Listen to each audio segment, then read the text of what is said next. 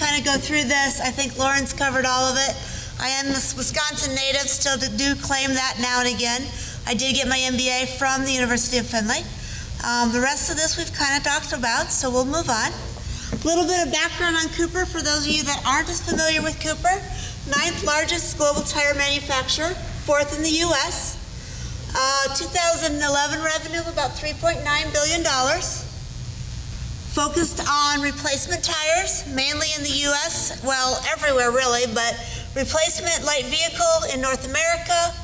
We've got 13% of the market share, rapidly growing internationally, and growing with radial medium truck tires. Our split between North America and international is about 30%. We have a global footprint. We have manufacturing facilities in Europe, Asia, and in North America and Mexico.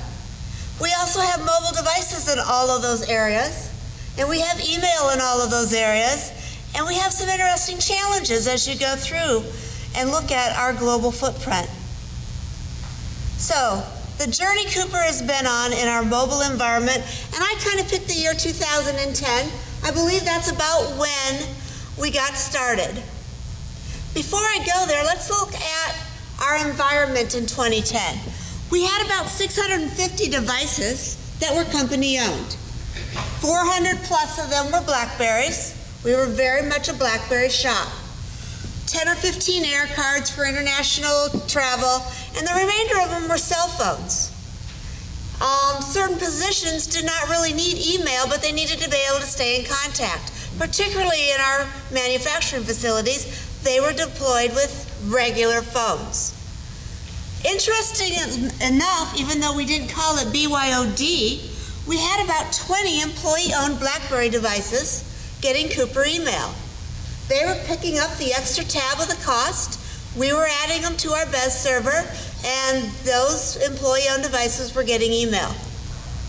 To my knowledge, there were no other employee-owned devices on our network. Our email environment. We were running, and are still running, a combination of Exchange 2003, Outlook on the PC, a web client with IE, Exchange servers in every major region where we had a presence.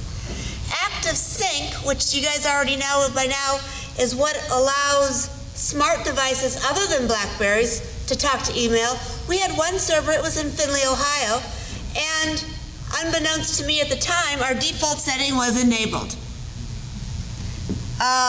BES server to handle the Blackberry devices, which means there was encryption, and we didn't know about them. We had to set them up, both in Findlay and in Melksham, England. Our network environment. We are wired to the desktops and laptops wherever possible. We do have 2 main wireless networks that I'm going to talk about, but really only one pipe. So one connection, physical connection to the outside world, split into 2 that we care about. Our main Cooper tire, internal wireless network, protected by firewall, proxy, all the other good stuff, allows everybody to get into internal applications and most external websites. We do have things like streaming blocked and other things that are common things that you would have blocked. We have a guest account designed to give temporary access to our guest. We'd set them up a temporary user ID and password. It allowed access to the external internet. It did not allow access to our internal sites. VPN client for when you were at home, Juniper RSA tokens, typical setup that you'll see in a lot of corporations. So how did the journey start? About 2+ years ago, the VP, probably almost 3 now, the VP of IT walked into my office, put an iPad on my desk and said, I want email on it. Get it set up and get it working. Okay. About that same time, somebody just came to me with this Droid phone and said, can I get eCooper email on this? It'd be really neat if I could.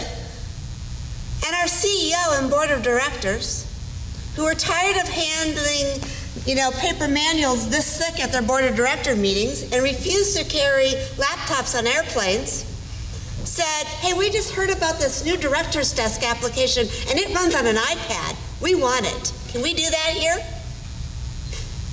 So the journey started without IT really saying, hey, we ought to look at this. It came to us. A project was launched. We purchased 2 iPads within IT to start learning about them, what they can do. We discovered 8 more company-owned iPads that a marketing agency decided to buy on our behalf so they could demo the new commercial at the SEMA show in Vegas. We purchased several Android phones, and for some of you that don't think it has possibly been that long ago, we purchased Android phones. 1, I was not really an Apple lover at all at the time.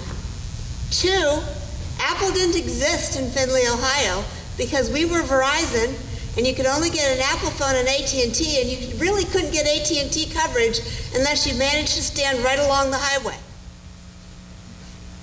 So, we purchased several Android phones, and I personally switched to pretty much just about every one of them to try to learn to use them to see what we liked and what we didn't like.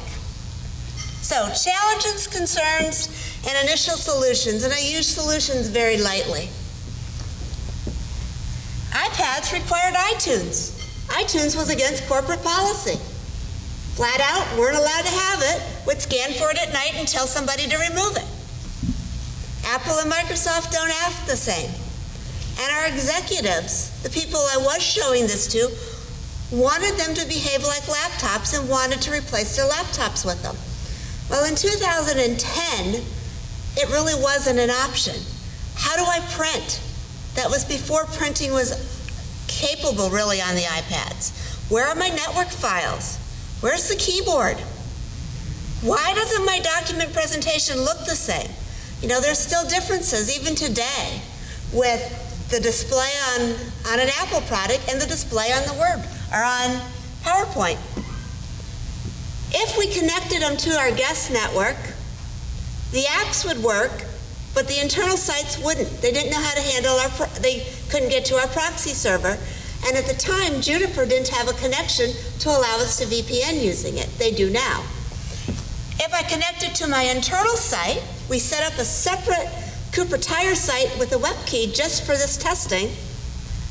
The apps failed. They had no idea what to do with a proxy server. But I could get Safari to work to our internal data sites in our SharePoint. So, I mean, we really didn't have back then a solution that made it practical to really consider them. I did a presentation about that time, and I literally cut and pasted this slide directly from that presentation in 2010.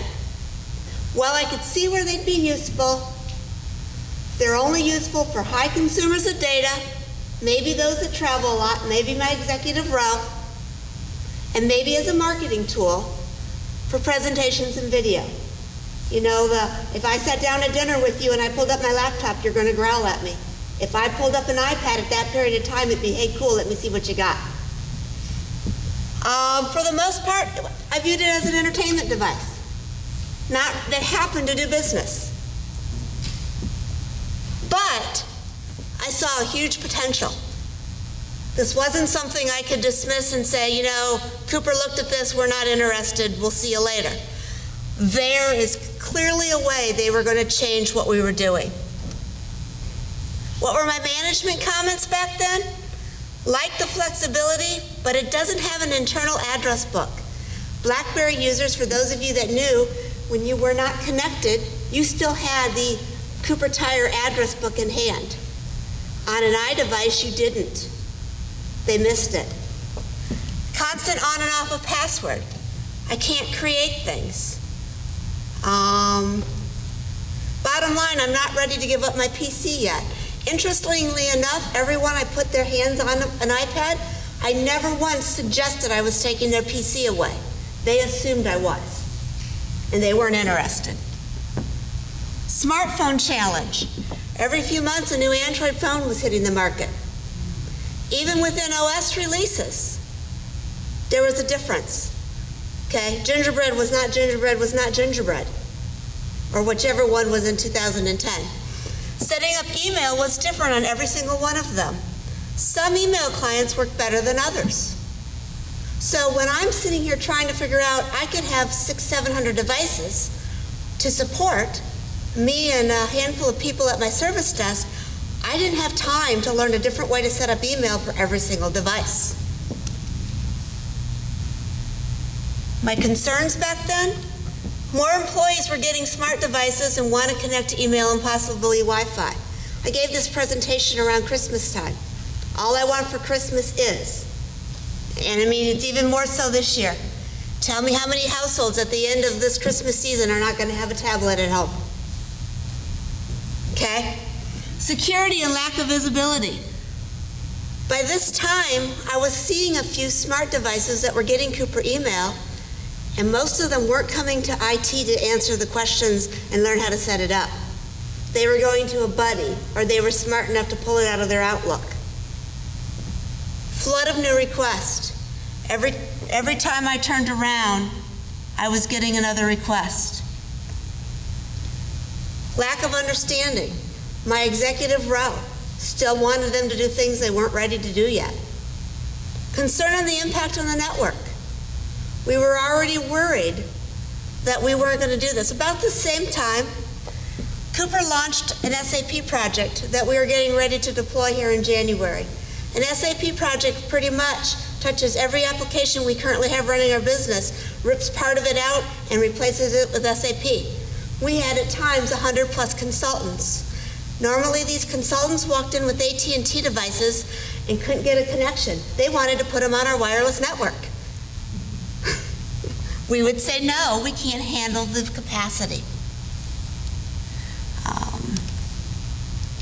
So solutions, I quickly learned that I couldn't say no, but I could say not yet. I could say we continue to pilot. I could take a few people and give them a device to play with and get feedback back. And really what I was trying to do was delay. Give us a chance to try to keep up with this. Control the iTunes setup through a couple of people. So if you were actually buying a device, if I was buying a device for corporate use, we were setting it up through one or two people so that we didn't have iTunes everywhere on the floor. We continued to evaluate devices. Started looking at profiles and policies. Even today, with our iDevices, we are putting a profile on them, at least the company-owned ones. And obviously, we started looking at iPhones when Verizon released them. So fast forward to today, where are we now? 750 company-owned devices, 150 plus are iPhones and iPads, and that's only because unless you come personally see me or push really hard, the answer is still we're going to give you a Blackberry. 300 plus Blackberry devices, 150 plus cells. We got some Androids in the market now. But when I run a report off of ActiveSync, I have over 500 employee-owned devices getting email.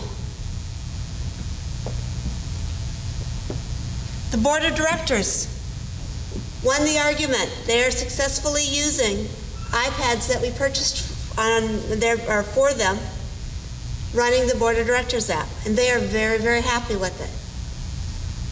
Most of the employee-owned devices were added without company assistance.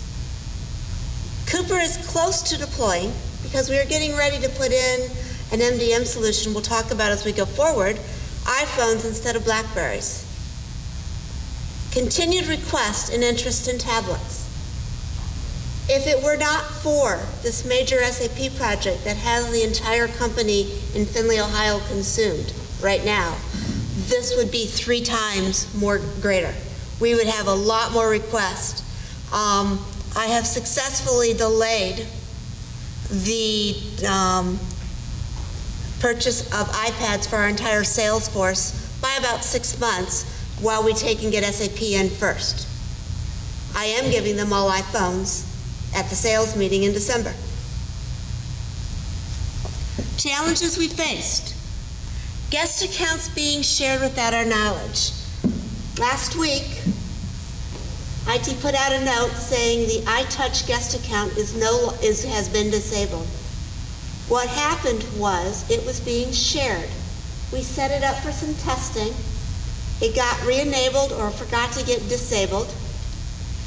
Somebody gave it to somebody, someone gave it to someone else, At the time we disabled it, there were almost 200 factory employees connected to it, and about 10 of them from our Tupelo plant were streaming, I'm assuming Pandora, because they were complaining they couldn't get their music anymore.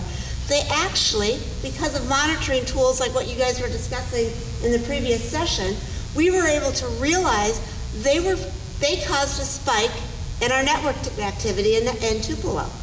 Had we let it continue, we probably would have impacted production in Tupelo, Mississippi. Okay? So, especially the students that are still here, we're not always trying to be mean. Sometimes we just don't have the capacity built up yet to really allow something as innocent as, I just wanted to listen to music while I was working. And I'd love you to be able to do that. Unfortunately, Pandora, through our corporate network, isn't the way. Requests to be on the internal network. We talked about our consultant problem. I had a window, I deemed the AT&T window upstairs because it was the one place they could go and make a phone call. But I couldn't let them on our network, just like if any of you have ever been to a major conference and all of a sudden the Wi-Fi is terrible, that's what they were doing to us upstairs. Email issues. Our Exchange environment was not really set up to have a large ActiveSync presence. China, for example, did not have an ActiveSync directory. As they started to add iDevices, we actually, when they look at their email on an iPhone, the email travels from China to Findlay back to China because we only had one ActiveSync directory. So they saw some slowness there. So we have some technical issues we're trying to work out. We still are having, part of them I think are around our Exchange environment, email crashes and reloads on our devices. Interesting one, heads up for any of you that happen to be in this situation, unless you're on the latest patch of Microsoft's Exchange, anyone running an iOS 6 device who declines a meeting on the iOS 6 device is likely to cancel the meeting for everybody else that was invited. It is a known bug. Microsoft has it solved in the latest patches. Apple will probably put out a patch for it as well. But our executive row declined a meeting and canceled a meeting that we have coming up for the entire company because he did it on his iPhone.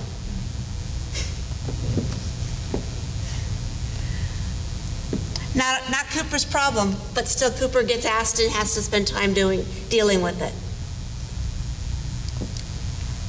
Applications don't always work the same. We developed at a different time, I think the 2011 SIVA show, they developed commercials using Flash. Which they realized didn't run on the iPads they wanted to take to the SEMA show. So we quickly gathered around and found some playbooks and some Android tablets and sent them off with those. The Cooper website up until recently was not mobile. I'm happy to tell you that it now is. So you can now get to the Cooper website on a mobile device. Once employees started to see iPhones, they all wanted one. Hey, IT's now giving out the latest and coolest thing. Mr. Manager, can you get me one? So we've got some policy things to deal with. And interestingly enough, other than IT, very similar to the same story Jamie's telling, I can't get a lot of interest in not paying for cell phones. And shifting that burden back to the employee so they can really do what they want to do. Concerns we had, security of our Cooper assets, email and the data on the devices. Early on, I had an iPad that was actually stolen out of a hotel room by one of our executives. ActiveSync can actually do a wipe on a device. It did have a password on it. We do feel it was secure. We were able to get the email off, but that's always a concern. Rapid rate of change. These things are still changing. This is still not a stable environment when you look at it from an IT perspective. Blackberry's long-term viability. I personally had some concerns that they were not going to be a player in the long term. I actually had money in this year's budget in case I had to pull everybody out of a Blackberry quickly and onto something different. Exchange ActiveSync's ability to handle the rapid increase of devices, and the coming request of mobile apps. I told you we're about to deploy SAP. Well, in SAP world, I'm to the understanding that there's very process-driven, and some things need to wait on other things to happen. SAP developed all sorts of mobile apps that we can give our key managers so they can keep the production plant up and running when they're not physically there. Once we get SAP deployed to the business, it's just a matter of time before the business says, I now need these SAP mobile apps. It's just a matter of time before my sales force says, I need these mobile apps. So what are our options? We can continue to rely on Microsoft to do a cryptic wipe, not really a good idea. We can look for outside vendors to provide support, similar to what we're getting with the BES. We can look to an outside vendor to help us expand our functionality. So we looked at MDM, mobile device management solutions. We researched partners, because again, this is my part-time secondary job. My main job is to manage the service desk. This is something I'm doing on the side. Launch a project to look at potential cost savings and determine the benefits of a true BYOD. I'd like to get out of the cell phone business. I personally maintain that if I left Cooper tomorrow and they took away my cell phone, I'd be at the Verizon store the next day. So if that's the case, if I'm putting a cell phone or a smartphone in my junior high students' hands, why am I still paying for it? I don't pay for your car. Must-haves. Protect Cooper's assets on all devices, corporate and personal. I don't care who owns the device. My job is to make sure the email doesn't get in the wrong hands. Remove Cooper data if the device is lost or stolen. Nice to have, management of apps. It'd be nice if I can push apps to the devices or at least make them available. Tracking, locking of devices if it's lost or stolen. Encryption. Management by AD groups, so certain people can do certain things. Some people I can allow on my network. Some people can have email, but they're not allowed on my network. Policy, yeah, that's with the Wi-Fi and email credentials. So we take a look. These slides are busy, especially from the back. Usually, Cooper looks at Gartner. Gartner has AirWatch as one of the solutions that rank high. Good technology, particularly if you're in the banking industry, ranks very high. Mobile Iron ranks very high. Fiber Communications puts out a product, Mass 360, ranked very high both years. Those are the places we looked. We also looked at the BES solution. I think that was asked at one point. It wasn't mature enough at the time we were trying to make the decision, and I was already concerned about BES. We actually went with Afaria, which is an SAP or Sybase solution, mainly because I want to leverage them in the future with the SAP applications. Had it not been for that, we probably would have went with either AirWatch or Mobile Iron.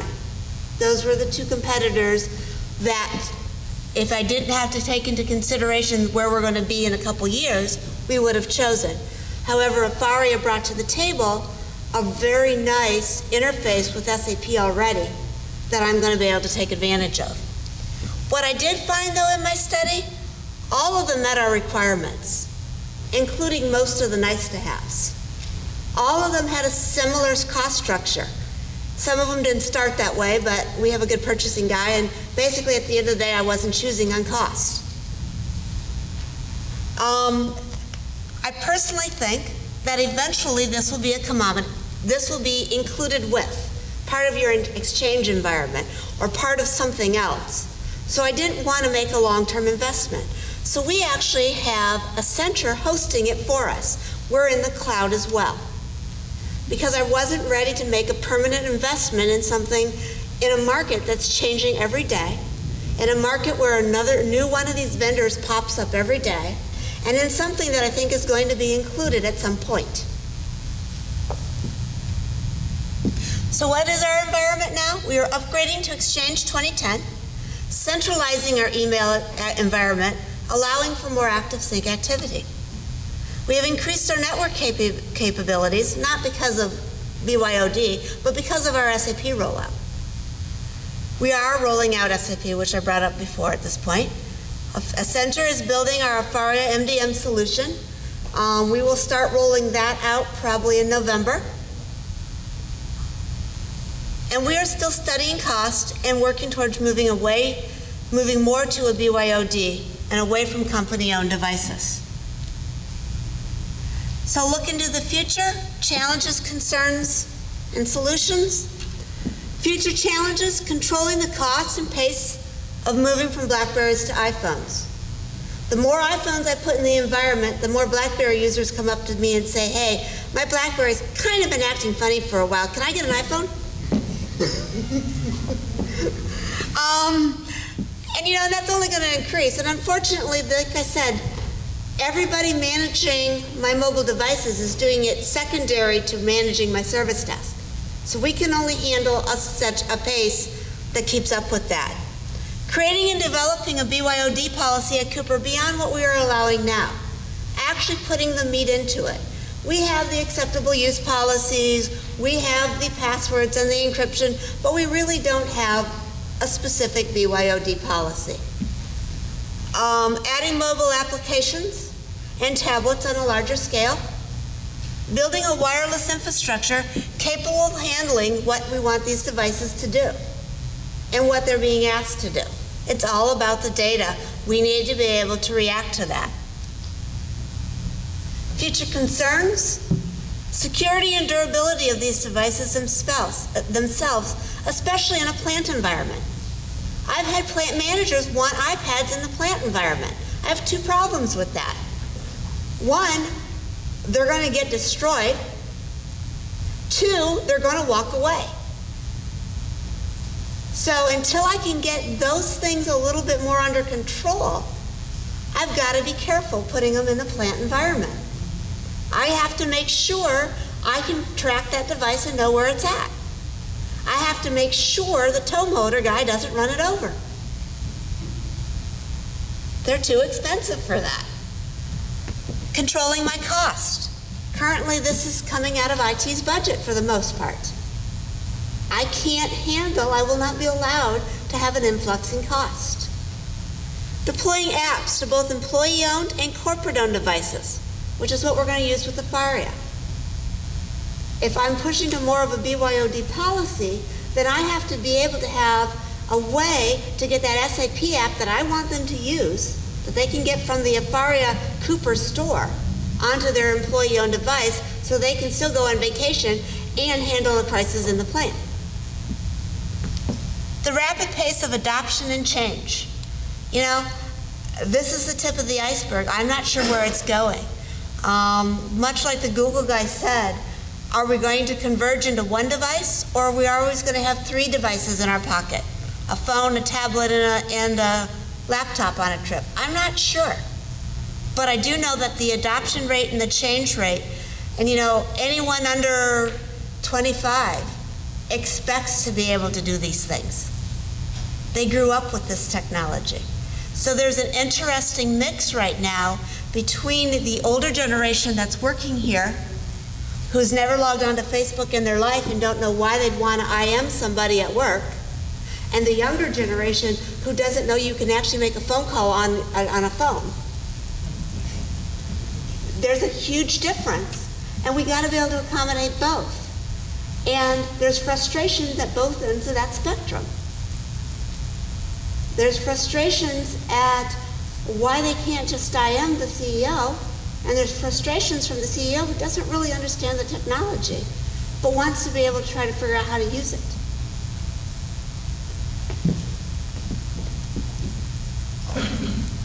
So future solutions, I'm still trying to decrease the number of Cooper-owned phones. mainly because I suspect I'm increasing the number of tablets.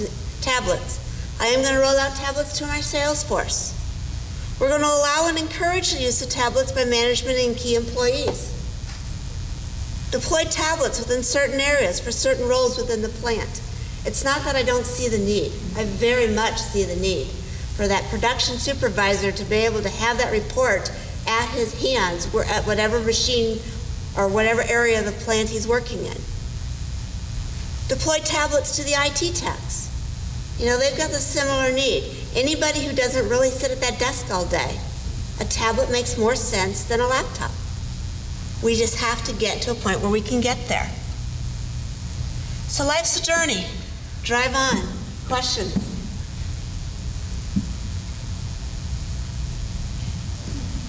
You just made the comment that you're reducing the number of phones that Cooper owns, shifting that cost to employees if they want to use a phone, correct? I would like to, yes. Okay, you just made the point that you are decreasing the number of phones and shifting that eventually to the employees, which I think a lot of organizations are heading that way. My question is, as you're shifting those costs out, are you then going to be taking on the costs of the tablets and the iPads? Because it sounded from your presentation as if those dollars may be going to those types of devices instead. In some cases, I think we're going to need to. And in some cases, I don't think we're going to need to. And that's part of what we're trying to study. You know, maybe I look at things backwards, but if I'm replacing your laptop, if you're a production supervisor and you're really a consumer of data, maybe I replace your laptop with a tablet. And maybe I put a bank of actual desktops someplace. Then we would be picking up those costs. And at other times, where if I'm in management and I just occasionally, for my convenience, want to, I don't see us picking up the cost of the tablets in those cases. The sales force, I suspect that will be a Cooper expense because they will be on the road using those tablets constantly. They will be expected to use their presentations on them.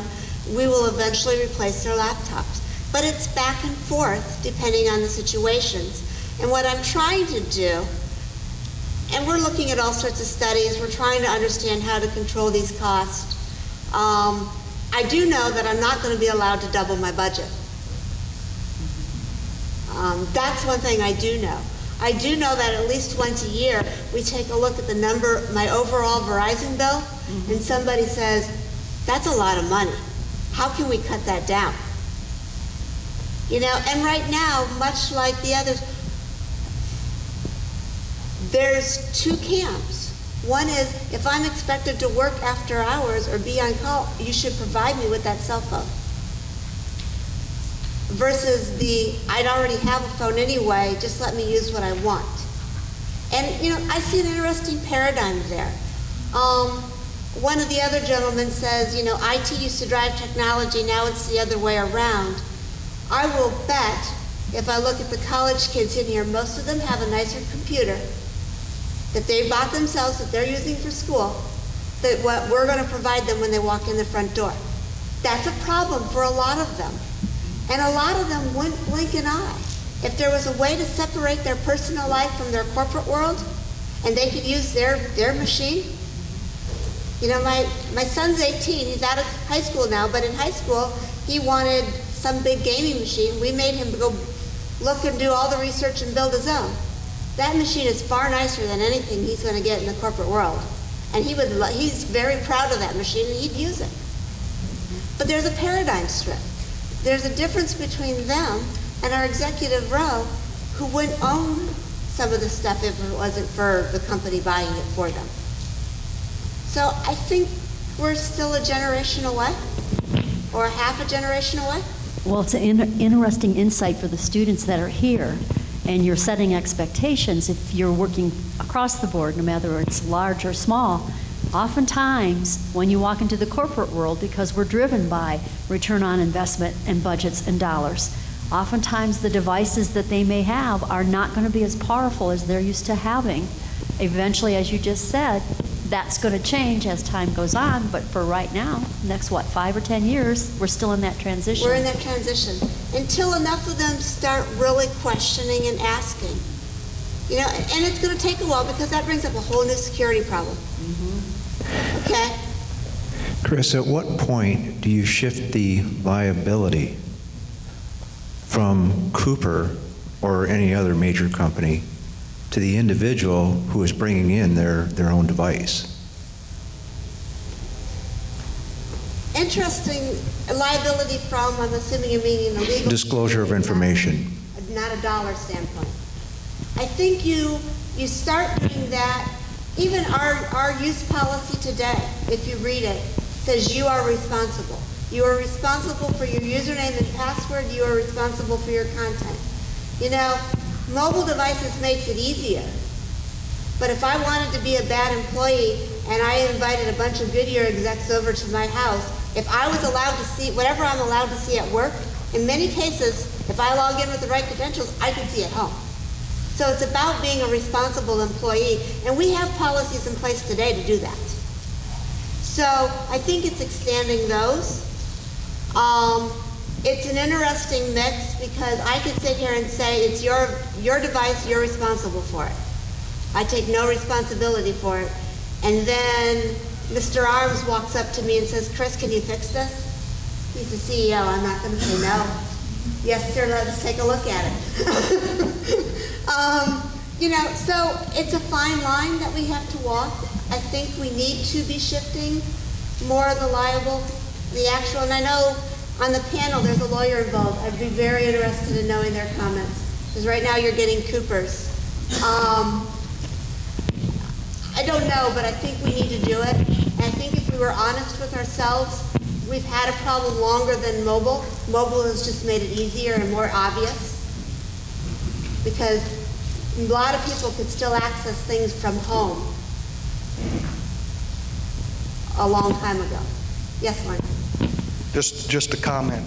You know, we have the other side of that coin that a lot of people are concerned about as well, and that's the corporation getting visibility of their private information, their private data on their personally owned device. And you know, that's a significant issue as well. We've already had some individuals that have given up the corporate device and gotten their own device because they just want to make sure there's that clear separation. And when you get outside of the United States, it's even a bigger issue in Europe and some other countries when you talk about personally private information or data. Yeah, and I mean, that is a good point. I don't know how much resistance we're going to have when we tell everybody we're going to put a Safari client to them and they need to sign a policy for them to keep getting corporate email. We do have one gentleman who works in IT who's adamant about me not seeing what's on his personal device. And being adamant on purpose, I think with me in some cases, to bring that point across, to make sure we're thinking about personal privacy as well. Have you done any insight or analysis of what your trade-offs and costs are going to be? The more you have of these mobile devices, whether it's supplied by the company or by the individual come on, the more there's going to be cost trade-offs for increased bandwidth, making sure that things on the shop floor won't get interfered with by motor frequencies and things of this nature. Have you looked at those trade-offs to see whether, even if you went to bring your own device, you'd actually maybe make any cost savings? We haven't done any in-depth studies yet. We are actually in the process of doing a black belt study on some of the trade-offs and some of that. We also are acknowledging the fact that eventually we may want two pipes coming into Cooper, one that doesn't interfere at all with manufacturing and one that's strictly internet. There's a lot of things that we need to consider, like you're saying.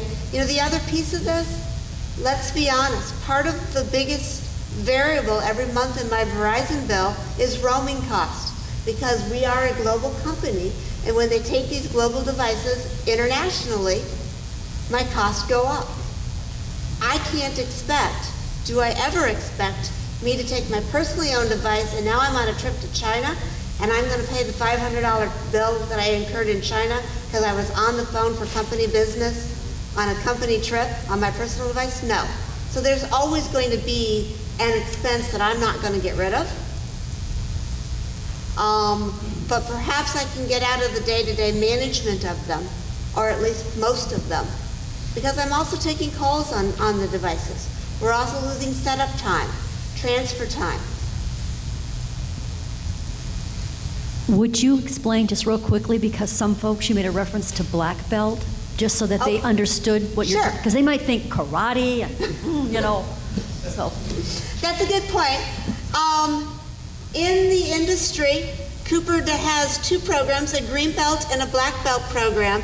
And really what they are is it's a way to look at projects, to try to troubleshoot, to find out how you can get the biggest bang for your buck, how you can make step improvements. So in the process, first you're going to define what you're trying to look at. And Lauren, you're going to have to help me. I'm going to try. I am a green belt, by the way, so I should know these things. Then you're going to define what you think it is. You're going to measure what's going on right now. You're going to analyze the data and try to see where you can impact it. Then you're going to put some sort of solution in place. You're going to make a change and put some controls in place, and then you'll cycle around and you'll kind of do the same thing. It's a DMAIC model. So define it, measure it, analyze it, implement it, and then put a control in place so it doesn't happen again. A good example of that, if I can come up with one, let's say you're trying to get to Sandusky and you realize that every time you go it takes longer than you think it should. So you might define your problem. It takes me too long to get there. You might measure how long it takes, and maybe this time you measure it on 4 different roads, 4 different times. You analyze the data. You put in a change. So instead of taking 75 to 280, you now are going through Fremont. And then you put in a control that every 6th time you go, you remeasure the time it takes you to get there to make sure that nothing has changed on that route to make you want to redo it again. That's not the perfect example, but that was the one that came up out of the top of my head.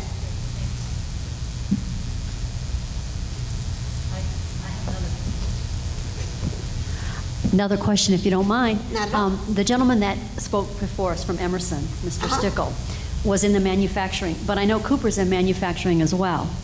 When you were giving us the stats and the different things you were talking about, are you strictly talking about the administrative aspects, or are you involved also with having to do something on the plant floor? Is it strictly white collar, or is it? The stats I gave you are primarily North America.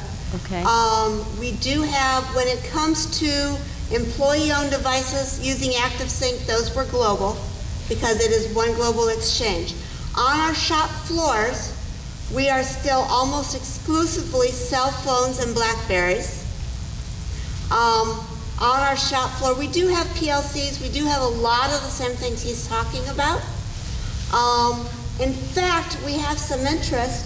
We have a couple of homegrown applications that I know for a fact our engineers have tested on even things like iPods to try to break this trend. I do know that I've actually had requests, something you don't think about, I've actually had requests for 4Ss on our shop floor for them to use the camera, which is so much more better than a Blackberry's camera, to be able to do these black belt projects because they could snap so many pictures and they can analyze the data so sharply. So instead of having to carry a separate camera, they're taking advantage of the camera function on the phone as an engineer on the shop floor to try to make improvements. So it's both. However, I see more activity in the management ranks than I do in the plant ranks. What advice do you have for the young people that are here? They're at the university, they're anxious to finish their degree, go off and find a job. They might be interested in IT, might be interested in working in a corporation like Cooper. Any particular advice based on your experiences that you would like to share with them? See what's out there. Be patient. You know, you come out of college and you want to go control the world, and that's wonderful. What you'll find is business don't tend to move as fast as you'd like them to. And I don't care, maybe a small business does. I've worked for 2 large companies. It seems sometimes like you hurry up and get something done, and somebody up top of you is squashing the idea. You know what, though? You're really being heard. They really are listening to you. It's just they don't always have the ability to make it happen right now. There's so many projects that go on in big corporations, and so much of it is based on ROA, based on tradition, based on where we're trying to go, that even though they're hearing your ideas and there are things they want to implement, it's not that easy. You know, someone said, you know, Cooper's about to go through a major change. You don't move a 100-year-old company, you don't move a ship that big in a second's notice. It takes some time to get it going. One of the guys I used to work with that started for me as a college student that is now very successful in Cooper told me once, he's like, the best thing you taught me was to plant the seed and walk away. Don't be so insistent on your idea happening the first time. I don't know how your parents are. I know my kids would do this on me. I know maybe you've done it on yours. If you want to go to that big event on Friday night when you were in high school, you brought it up 3 weeks earlier. You let it go. You brought it up a couple weeks before the event. You let it go. Bring up your ideas. Walk away. Let them mature. Let the person you're bringing them up to think about them. Bring them up with some data. Data is wonderful. I am a data analyst at heart. Data will solve anything. If you can't get them to persuade you on your idea, show them the data. Run the numbers. Have an answer. If you run the numbers and you have an answer, they have to at least think about what you're telling them. If it's just, hey, I think it'd be really cool, great. My daughter thought it'd be really cool to buy the Raven bookstore because she really didn't want to see it go out of business because she really likes hard books. I said, okay, we can buy it. She says, can we buy it? I said, okay. So how are you going to make a profit? What are we going to do? I made her run the numbers.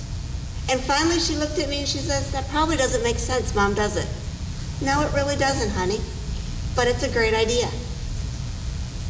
So that's kind of the advice I can give the young people. Stay with it. Have patience.